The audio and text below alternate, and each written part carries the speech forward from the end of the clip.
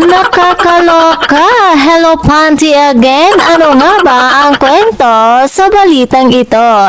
At dahil nga sa chismosa tayo, halina't mangialam tayo mga chikadoras. Naku po, iba talagang epekto ng Hello Love Again sa mga nanood. How true kaya ang chikang ito na mayroon daw pakalat-kalat na panty sa isang sinihan?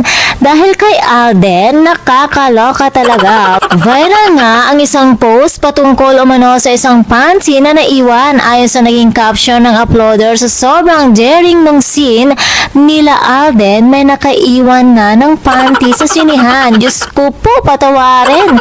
May bed scene kasi sina Alden at Katrin sa pelikula.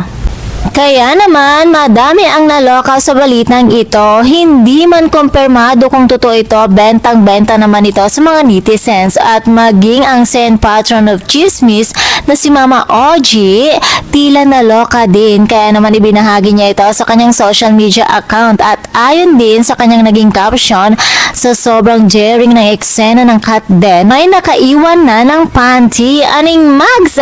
Ayon pa sa naging komento ng mga netizens, mangiiwan na lamang daw ng panty, hindi pa kagandahan. Ay pasensya naman daw dahil naman hindi daw niya ine-expect na may ganoong eksena pala sina Katrin at Alden. Kayo talaga, Joy at Ethan, ang bibigla kasi kayo. Sinisipang cut din, samantala magpahanggang ngayon ay pinagpepestahan pa din ang bed scene ni Katrin at Alden. At kahit daw ulit-ulitin nilang panoorin ito, hindi daw sila nagsasawa dahil ang classy at expensive daw ng cut din.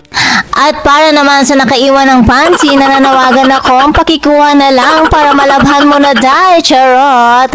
And that's all for mga chikadoras. For more showbiz updates, please don't forget to like, share, and subscribe my channel. Thank you for watching.